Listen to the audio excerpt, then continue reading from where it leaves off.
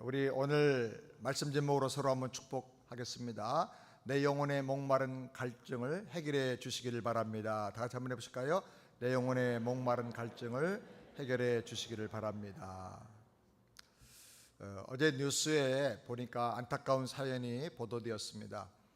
육상선수 출신으로 아주 굉장히 건강한 한 분이 택배 기사로 일을 하셨다고 합니다.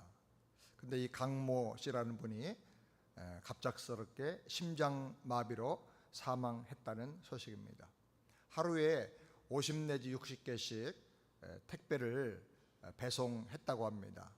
배송할 물건이 다 모아지면 밤 11시까지 그것을 다 일일이 정리해서 운반할 차에 실어 놓습니다. 그리고 새벽 3시부터 출발을 해가지고 아침 7시까지 새벽 배송을 다 마친다고 합니다. 그러니 집에 갈 시간이 없고 주로 자동차 안에서 쪽잠을 자곤 했다고 합니다. 그리고 또 낮에는 부업을 또 뛰기도 했다고 합니다. 그런데 차 안에서 쪽잠을 자다가 심장마비로 과로사로 사망을 했다는 안타까운 이야기입니다. 부인은 남편 장례식을 마친 그 다음날 다시 낮에 일하러 나갔다고 합니다. 참 인생을 살기가 이렇게 너무나 힘이 들구나 하는 것을 느끼게 됩니다. 최근에 또 10살 소녀인 유나 양의 가족이 제주도에서 한 달 동안 살기를 체험하자 하면서 집을 나선 뒤에 전라남도 완도 앞바다에서 온 가정이 차 안에서 숨진 채로 바닷물에 빠진 채 발견되었습니다. 밝혀진 것은 유나 가족이 가상화폐인 루나에 많은 돈을 투자했다가 루나가 휴지조각처럼 완전히 폭락하게 되자 큰 손해를 보고 충격을 받아서 극단적인 선택을 했을 것이라고 말합니다. 10살짜리 예쁜 그 어린 딸까지 데리고 동반 자살할 정도로 세상 살기가 너무 힘들고 또 세상에 겪었던 모든 일들이 그렇게 마음에 낙심과 절망이 되었다고 하니까 너무나 그 기사를 접할 때 그 또 어린 딸의 웃는 천진난만한 모습을 사진으로 볼 때 너무 가슴이 아팠습니다. 이런 생각을 해봅니다. 그분들이 혹시 예수님을 만났더라면 어떻게 되었을까? 여전히 우리가 주일마다 요한복음을 계속해서 강해하면서 말씀을 생각하고 은혜를 받기를 원합니다. 오늘 이제 4장 말씀인데 여기 첫 번째 메시지는 예수님은 항상 갈급한 영혼에 찾아오신다 하는 것입니다. 내가 갈급한 영혼을 가지고 있으면 주님은 반드시 나에게 찾아와서 만나 주십니다. 아멘. 3절 4절 말씀을 다 같이 함께 읽겠습니다. 유대를 떠나서 다시 갈릴리로 가실새 사마리아로 통행하여야 하겠는지라. 통행하여야 하겠는지라 이 말 속에는 반드시 사마리아로 가겠다고 하는 예수님의 강력한 의지가 표현되어 있습니다. 예수님은 찾아가시는 분이세요. 아멘. 인간이 하나님을 찾아가는 것은 종교요 헛된 철학입니다. 육체를 가지고 사는 사람이 영이신 하나님을 찾아가서 만날 수가 없는 것입니다. 그래서 하나님께서 우리 인간에게 찾아오시는데 이것이 바로 은혜요 복음인 것입니다. 하나님은 선악과를 먹고 영원한 사망에 빠진 인간을 찾아오셔서 아담아 내가 어디 있느냐 부르셨습니다. 우상숭배 중심지인 갈대아 우르에 살던 아브라함에게 찾아오셔서 너의 본토 친척 아비집을 떠나 내가 너에게 지시하는 약속의 땅으로 가라 하고 말씀하셨습니다. 그리고 예수님으로 성육신 하셔서 이 땅에 찾아오셨습니다. 죄인과 세리와 창기들에게 찾아가시고 인간 취급도 하지 않는 이 사마리아 여인에게도 지금 찾아가셨습니다. 내가 반드시 가야 되겠다. 그렇게 의지를 가지고 찾아가신 것입니다. 동일한 은혜로 억만 죄인 중에 하나인 벌레 같은 저에게도 주님이 찾아오셨고 여러분에게도 주님께서 찾아오신 것을 믿으시기 바랍니다. 이게 하나님의 사랑이고 이게 하나님의 은혜고 이게 복음이고 이것이 우리가 받을 수 있는 최고의 축복인 것입니다. 예수님이 나를 찾아오신 것은 내가 예수님에게 필요해서가 아닙니다. 오히려 나에게 예수님이 반드시 필요하기 때문에 주님께서 찾아오신 것입니다. 6절 말씀 다 같이 함께 읽겠습니다. 거기 또 야곱의 우물이 있더라. 예수께서 행로에 권하여 우물 곁에 그대로 앉으시니 때가 제6시쯤 되었더라. 예수님은 이 여인을 위해서 아무도 다니지 않는 그 무덥고 뜨거운 정오의 시간에 땀이 나고 목이 마르고 피곤한 것을 무릅쓰고 찾아오셨어요. 가셔서 권하여 우물 곁에 그대로 털썩 주저앉으셨다 그랬어요. 왜냐? 하루에 딱 한 번 외출하는 이 여자의 그 외출 시간에 맞추기 위해서 힘들고 먼 길을 시간에 맞춰서 부지런히 찾아오신 거예요. 사랑하는 여러분, 예수님은 이렇게 우리를 찾아오시는 주님인 것을 기억하시기를 바랍니다. 이 시간 그 사랑의 주님, 은혜의 주님을 만나서 영생의 샘물을 마시며 영원한 생명을 누리고 생수를 마시는 사람처럼 진정한 만족과 새힘을 날마다 누리면서 살게 되기를 주님의 이름으로 축원합니다. 두 번째로, 구원은 모든 사람에게 반드시 필요한 핵심적인 문제이다라는 것입니다.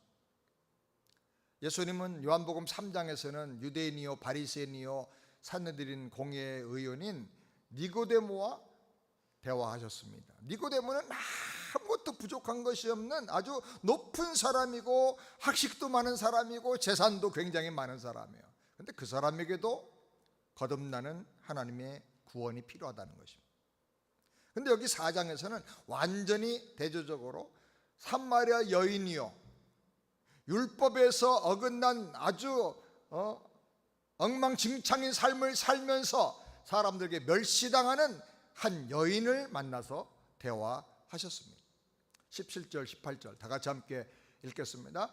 예수께서 가라사대 내가 남편이 없다 하는 말이 옳도다. 내가 남편 5이 있었으나 지금 있는 자는 내 남편이 아니니 내 말이 참되도다. 주님은 과거를 책망하지 않고 자기의 허물과 죄를 고백하자 그 모든 죄를 용서하시고 주님의 구주 되심을 알려주시면서 그에게 영원한 생명을 주셨습니다. 주님은 오히려 버림받아 쓰라린 상처를 갖고 사는 이 여인을 만나기 위해서 일부러 은혜 주시기 위해서 일부러 피곤함에도 불구하고 그 더위를 무릅쓰고 사마리아까지 찾아가셨습니다. 예수님은 진리를 사모하고 구하는 사람에게만 나타나 주시는 게 아니라 세상에서 버림받고 상처받은 사람에게도 찾아가 주시는 주님이십니다. 아멘. 여인은 아무도 나오지 않는 뜨거운 정오의 시간에 물길로 우물에 왔습니다. 이 말은 세상에서 멸시당하고 눈총받는 사람이라는 증거예요. 혼자 물길로 왔어요. 이 말은 가족들에게도 도움받지 못하고 외면당하는 여자라 그 말이에요. 모든 관계와 삶의 희망과 삶의 의욕이 다 산산조각 깨어졌어요. 전에 남편이 5이나 있었다 하는 말은 그만큼 강한 욕망을 가지고 살았다는 뜻이에요. 당시 상황으로는 남편을 6이나 만난다는 게 거의 불가능한 일이에요. 지금 있는 자도 내 남편이 아니라는 말을 생각해 볼 때 모든 욕구가 다 충족되어도 허망하다는 말이에요. 남편을 6이나 만났는데도 남편이 아니야. 만족이 없어. 사랑이 없어. 그러니까 우리가 원하는 모든 욕구가 다 채워져도 결론은 허무하다는 거예요. 허망하다는 거예요. 불만이라는 거예요. 이것을 절실하게 느끼고 있는 여인인 것입니다. 이 여인은 버림당한 상처와 절망과 대인 기피증을 가지고 있었습니다. 아마 혹시라도 예수님 못 만났으면 스스로 우물에 들어가서 목숨을 끊어버릴 수도 있는 그렇게 절박한 상황에 있는 여인입니다.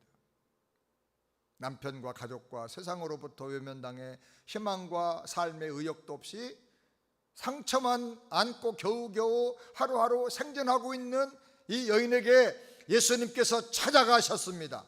만나주셨습니다.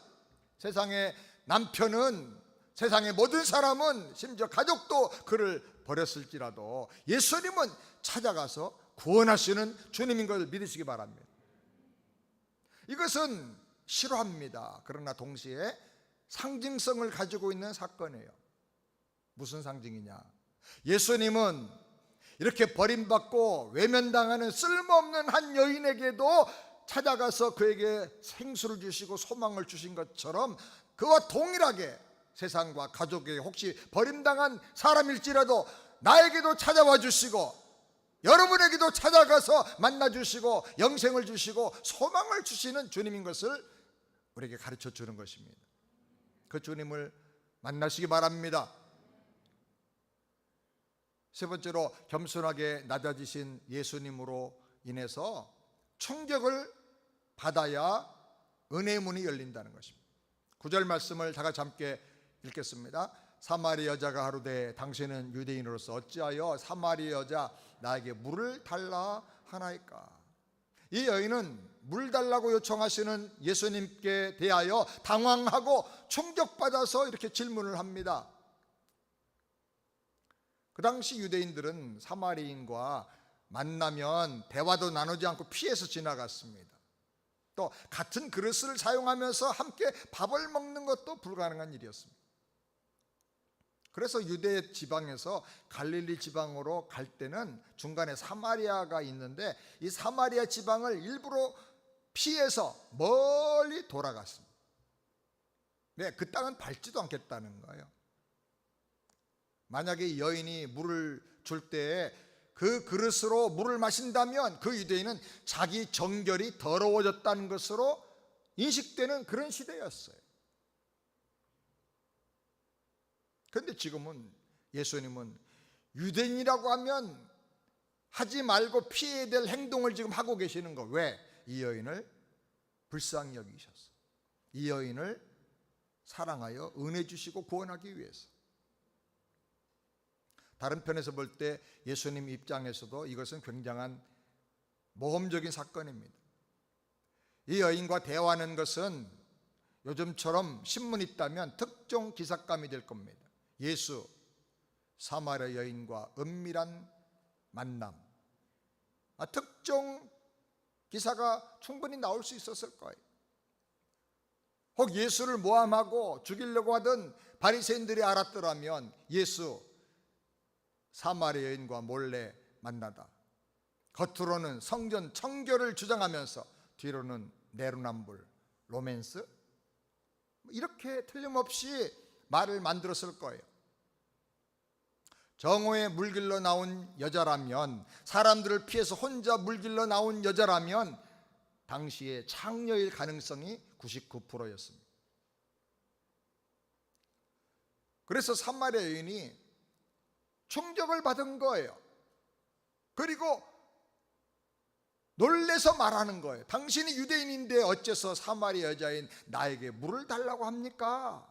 내가 물을 줘도 유대인들은 그 그릇으로 물을 안 먹어요. 근데 어떻게 물을 달라고 합니까? 지금 이 여인은 주님의 낮아진 그 태도와 행동과 말씀 때문에 너무 충격을 받은 거예요. 근데 여러분, 예수님은 그 정도로 낮아지시는 분이 아니에요. 빌립보서 2장 7절 8절 다 같이 함께 읽겠습니다. 오히려 자기를 비어 종의 형체를 가져 사람들과 같이 되셨고 사람의 모양으로 나타나셨으며 자기를 낮추시고 죽기까지 복종하셨으니 곧 십자가에 죽으십니다. 주님은 나를 구원하기 위해서 자기를 죄인처럼 낮추셨어요.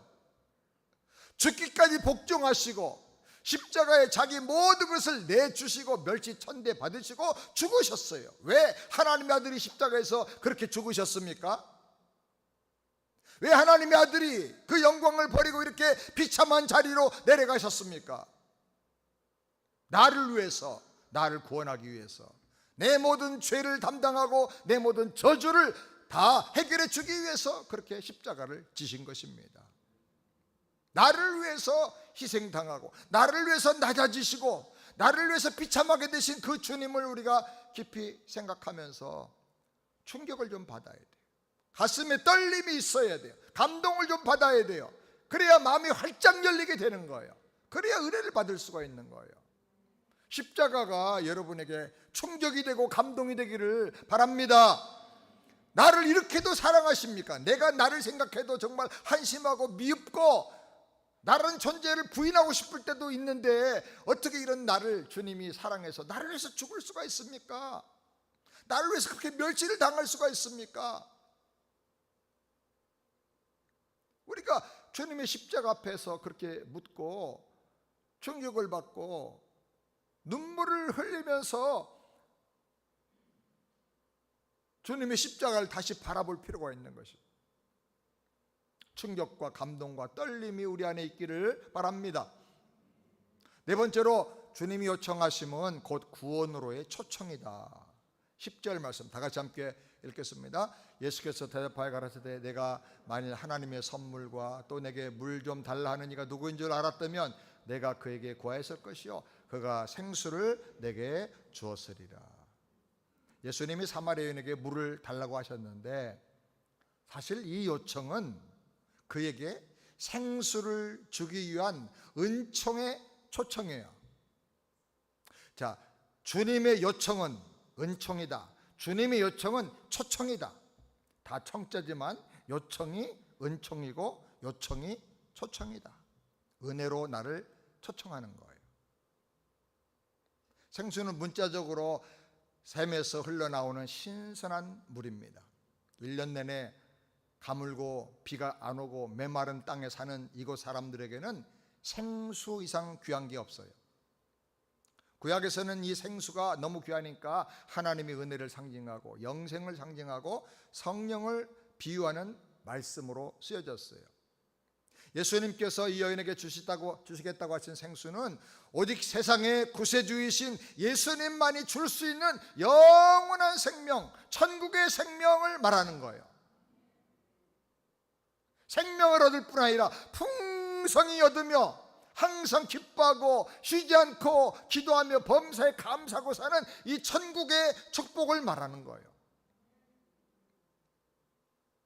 이것을 주시기 위해서 주님께서 대화하는 방법으로 요청을 하신 거예요. 사랑하는 여러분, 만약에 주님께서 당신에게 무엇을 하라고 요청하신다면 곧 깨달으시기 바랍니다. 아하, 어떤 놀라운 큰 은혜를 주시려고 초청하시는구나. 따라서 주님의 요청은 은혜의 초청이다. 아멘. 주님이 뭐라고 하시면 또 목회자나 영적인 지도자를 통해서 교회를 통해서 어렵게 하라고 하시면 아멘. 아, 큰 은혜 주시려고 하는구나. 그러세요. 왜 나한테 이렇게 부담을 줍니까? 그러고 삐지면 은혜 받을 수가 없는 거예요. 그래서 참 이건 놀라운 은혜예요. 주님은 은혜 주실 때 이렇게 요청하시면서 주실 때가 있다는 거예요. 다섯 번째로 예수님은 대화를 통해서 믿음을 주신다 하는 것입니다. 11절 말씀 우리 다 같이 함께 읽겠습니다. 여자가 가로되 주여 물기를 그릇도 없고 이 우물은 깊은데 어디서 생수를 얻겠사옵나이까. 최소한 말씀을 보면 6번 이상의 대화가 예수님과 여인 사이에 오고 갑니다. 예수님은 여인을 절대로 차별하지 않고 그와 가까이서 대화하셨습니다. 복음은 차별의 경계를 다 무너뜨리는 놀라운 능력입니다. 복음 밖에는 이런 차별을 무너뜨릴 수 있는 대책이 없고 능력이 없어요. 요즘 세상에는 인종 간의 차별, 성차별, 계층 간의 차별, 빈부의 차별, 얼마나 많은 차별과 갈등이 있는지 몰라요. 이 차별과 갈등을 해결할 수 있는 것은 법을 개정하거나 제도를 고치거나 정책을 세워서 되는 게 아니에요. 오직 복음으로 이 모든 차별의 벽이 무너지는 것을 믿으시기 바랍니다. 하나님의 사랑의 복음으로 이 벽이 무너지는 거예요. 예수님은 이 여인과 대화하실 때 물을 가지고 대화하셨어요. 왜?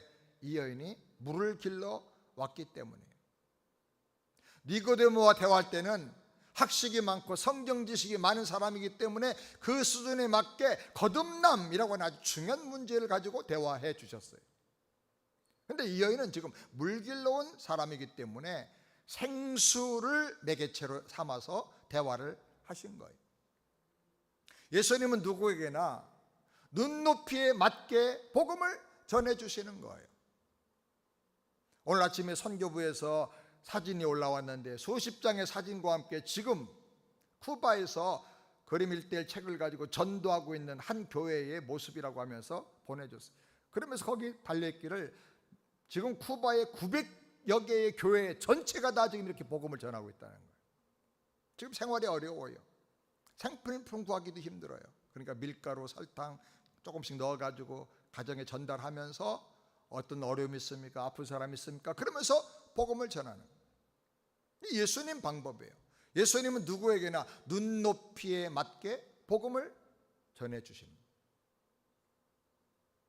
사마리아인은 예수님과의 대화를 통해서 예수님이 누구신지를 깨달았어요. 예수님과의 대화를 통해서 자기 삶의 문제가 무엇인지도 깨달았어요. 예수님과의 대화를 통해서 자기 안에 감춰져 있는 죄가 무엇인가를 발견하게 되었어요. 사랑하는 여러분, 믿음이 성장하기 원한다면 예수님과 대화하시기 바랍니다. 그럼 어떻게 대화합니까? 말씀을 들으면서 기도하면 돼요. 말씀을 들을 때마다 그냥 듣지 말고 하나님 앞에 기도하는 거예요. 말씀을 들을 때 그건 하나님이 나에게 어떤 사람을 통해서 어떤 입술을 통해서 말씀하는 거예요. 그러면 그 말씀 들을 때 주님 앞에 대화를 하는 거예요. 아, 그래요? 그럼 주님 그게 무슨 뜻입니까? 이것이 나와 어떤 관계가 있습니까? 내가 어떻게 해야 됩니까? 내가 버리고 회개할 것이 무엇입니까? 주님 저를 도와주세요. 말씀 들으면서 대화하는 거예요. 성경 읽으면서 대화하는 거예요. 그럴 때 믿음이 생겨나고 믿음이 점점 강해지고 작은 것에서부터 점점 큰 뜻을 깨닫게 되는 겁니다. 조지 뮬러는 성경을 읽으면서 거기서 하나님과 대화를 했어요. 하나님 이렇게 해주시겠다 약속하면 거기 손가락 찍고 주님 이 약속이 오늘 이 문제에 대한 주님의 약속인 줄 믿습니다. 약속대로 이루어주세요. 언제 이루어주시겠습니까? 누굴 통해서 이루어주시겠습니까? 어떤 방법으로 이루어주시겠습니까? 하고 주님과 대화하는 가운데 그 말씀이 이루어지는 것을 경험하면서 믿음의 거인이 된 거예요. 15달러 가지고 15센트 가지고 시작한 그 고아원 사역이 수천 명을 먹이고 키워내고 수백 명의 목회자와 수백 명의 국회의원과 교사들과 유명한 사회적인 지도자들을 만들어냈어요. 사랑하는 여러분, 말씀을 들을 때, 읽을 때 그 말씀 붙잡고 주님과 대화하세요. 그럼 주님은 반드시 깨닫게 해주시고 열어주시고 응답해 주시고 강력한 믿음을 주시는 그런 주님 걸 믿으시기 바랍니다. 여섯 번째로 목마름을 절감하고 고백하는 사람에게 은혜를 주신다 하는 것입니다. 15절 말씀 다 같이 함께 읽겠습니다. 여자가 가로되 주여 이런 물을 내게 주사 목마르지도 않고 또 여기 물길로 오지도 않게 하옵소서. 처음에 여자는 예수님이 말씀하신 생수를 문자적으로만 생각했습니다. 지금 이 여인은 이 우물에 이 뜨거운 정오 시간에 태양 아래 물길로 오지 않는 것이 소원 중에 하나였어요.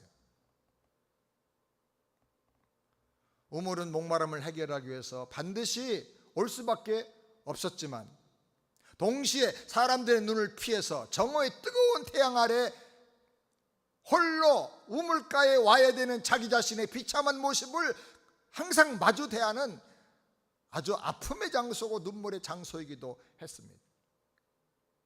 그래서 여인이 구한 소원은 정말로 어떻게 보면 그 사람에게 육체적으로 절실한 것이었어요. 이 우물에 와서 물 길지 않을 수 있는 생수를 주시옵소서.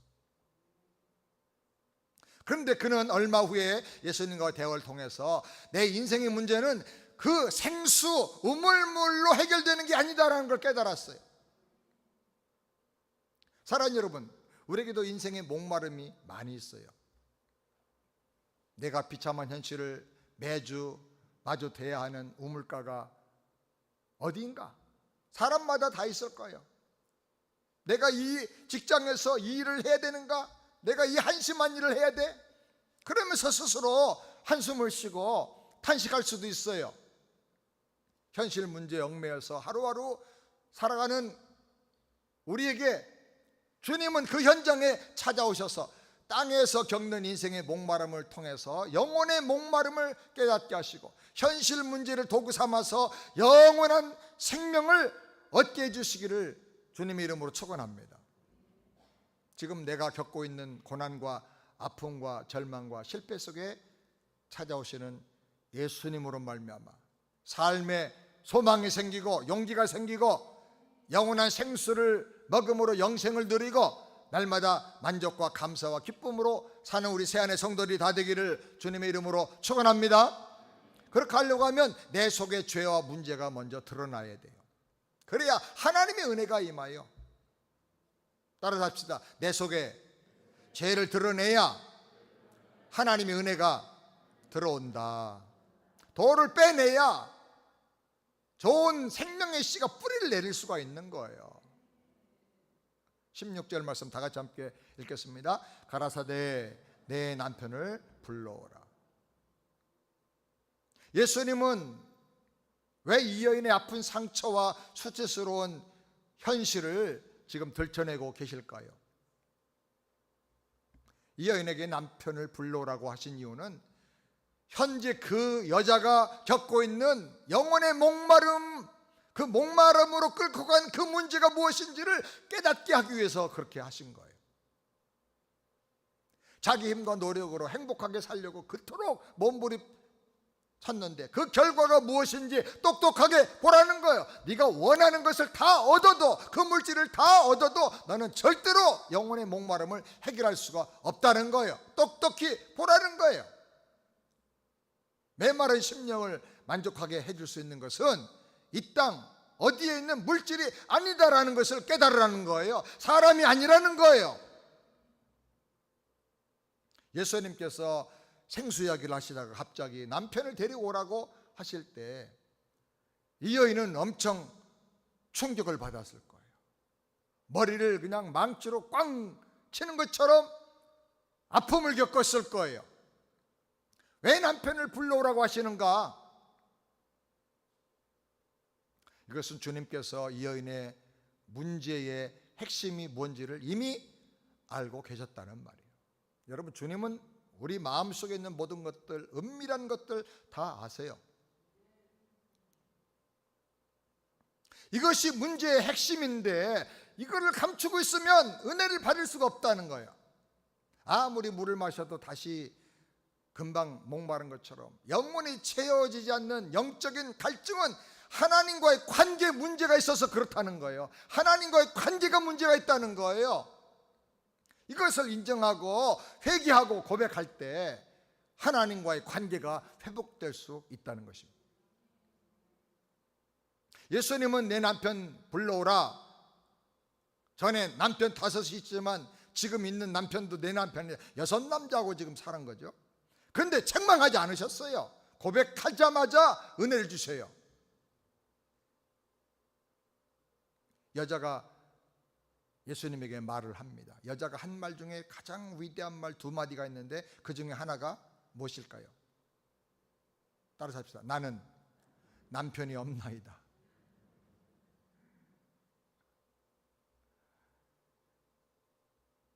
작고 떨리는 목소리로 얼굴이 빨개지면서 고백했을 거예요. 자기 허물을, 자기 문제를, 자기 죄를 인정한 거예요. 사람은 누구나 자기 죄와 수치가 드러날 때 당황하면서 감추려고 합니다. 변명합니다. 그걸 방어기제라고 그러죠.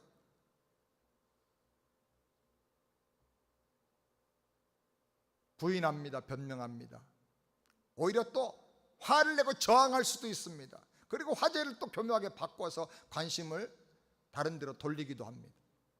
그런데 진실하게 하나님 앞에 내 문제와 죄를, 나의 허물과 연약함을 인정하고 고백할 때 하나님의 은혜가 임합니다. 제가 항상 은혜 받을 때 보면 회개할 때 은혜를 받더라고요. 제가 거듭날 때도 내가 불쌍하고 인생이 너무 허무하고 우리 아버지 불쌍하고 정말 모든 인생이 다 너무나 불쌍하고 허무하고, 그리고 내가 죄인이고 착한 줄 알았는데 내가 죄인이고, 그것이 깨달아질 때 고백하고 울고 하는 가운데 주님께서 달려 죽으신 십자가가 내 앞에 등장하는데, 그래서 주님이 죽으셨다면 내가 예수님 영접하겠습니다. 그러면서 주님이 내 안에 들어오셔서 거듭나게 되었어요. 회개하지 않는 사람에게는 은혜가 임할 수가 없어요.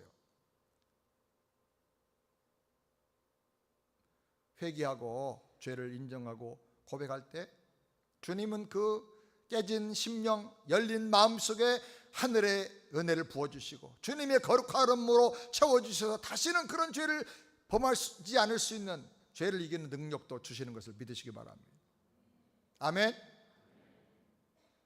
그러므로 주님께서 환경을 통해서, 사건을 통해서, 사람을 통해서, 하나님의 말씀을 통해서 책망하시면 변명하지 말고 피하지 마세요. 회개하세요. 그냥 인정하고, 주님 그렇습니다, 제가 바로 그렇게 악한 놈입니다.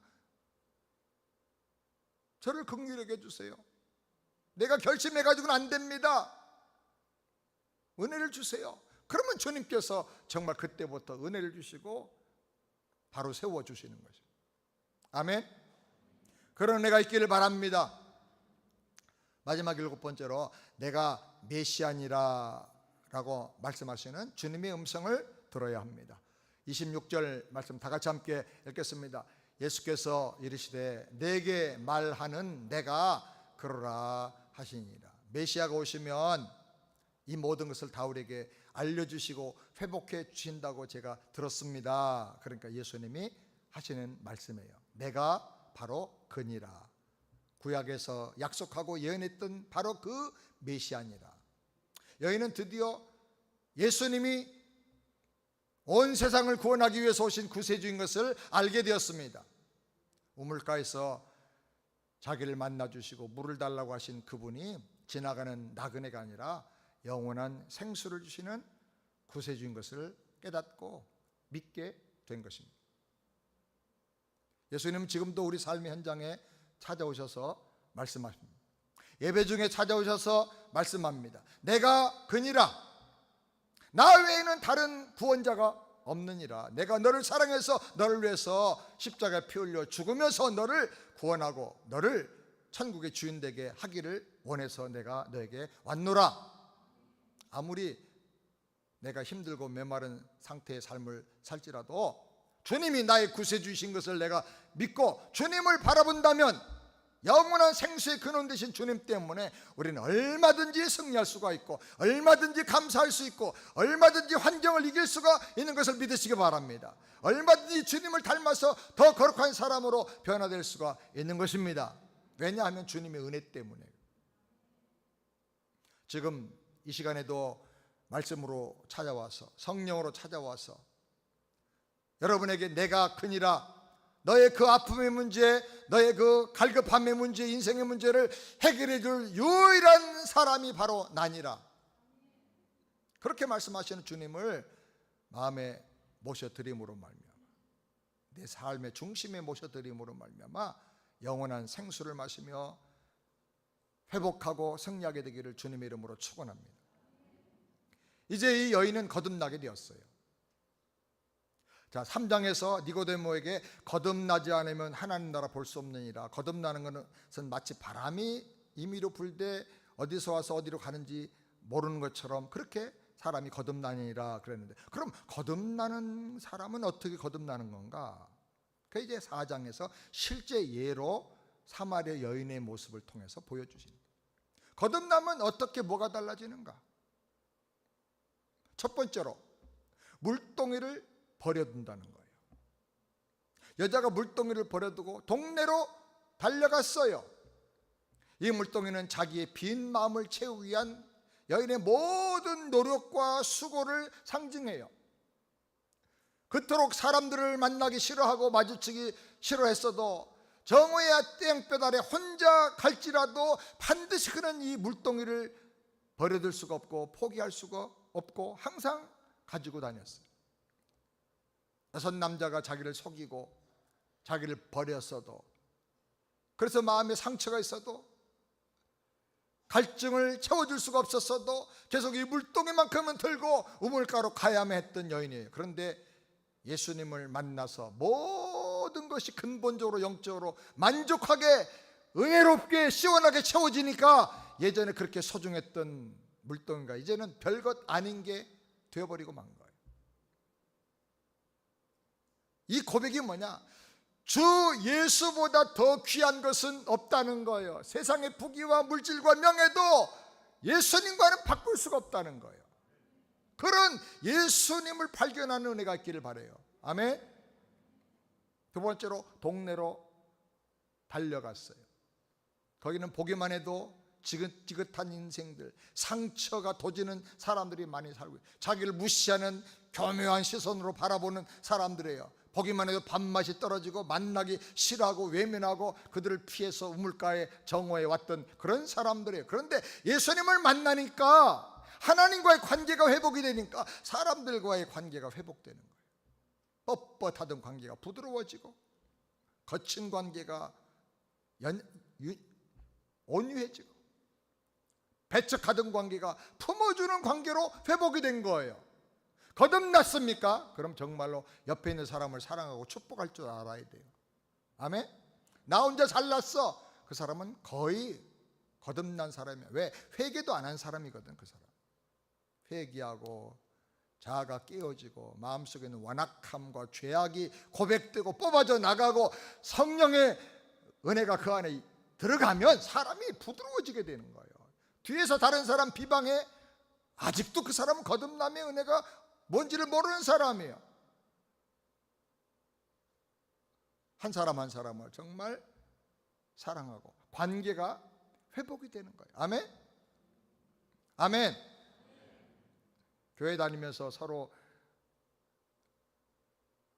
어정쩡하고 소원한 관계가 있어도 있을 수 있어요. 말 실수로 무슨 일을 잘못하다가 보면 그러나 속히 회개하고 예수로 말미암아 회복되길 바랍니다. 아멘. 그 다음에 세 번째로 예수님을 전했습니다. 와서 보라, 이는 메시아가 아니냐라고 와서 동네방네 다니면서 외쳤어요. 이 여인은 예수님을 전하는 위대한 전도자가 되었습니다. 이 여인 때문에 동네 사람들이 다 예수님께 나오게 되었습니다. 그 예수님께서 사마리아 여인만이 아니라 나에게도 여러분에게도 찾아와 주시고 만나 주시고 영원한 생수를 주셨습니다. 아멘입니까? 그렇다면 내가 어떻게 살아야 되겠습니까? 소중하게 여겼던 물동이를 버려두고 나를 변화시킨 예수님을 전할 수 있는 그런 삶을 살아야 되겠습니다. 세상 정치는 그렇게 열심히 그냥 다 외우다시피 해가지고 그냥 기사 줄줄 외우면서 떠들어대면서 복음은 한마디도 전할 수가 없다 그러면 어떻게 거듭난 사람이라고 말할 수가 있어요? 내가 정말 제일 자랑하고 사랑하는 게 뭐예요? 세상이 주는 물은 바닷물 같아서 마실수록 더욱더 목마름만 심해져요. 오직 예수님이 주시는 영원한 생명수를 마시는 사람만이 참 해갈의 은혜를 누리고 늘 감사하며 환난 중에도 기뻐하며 문제 있으면 기도하며 승리할 수가 있는 줄을 믿으시기 바랍니다. 생수의 근원이신 예수님을 믿음으로 말미암아 영생을 누리고 성령 충만함 받고 날마다 풍성한 삶을 살면서 속에서 생수가 강같이 흘러나오는 그런 놀라운 은혜가 있기를 주님의 이름으로 축원합니다. 기도하겠습니다.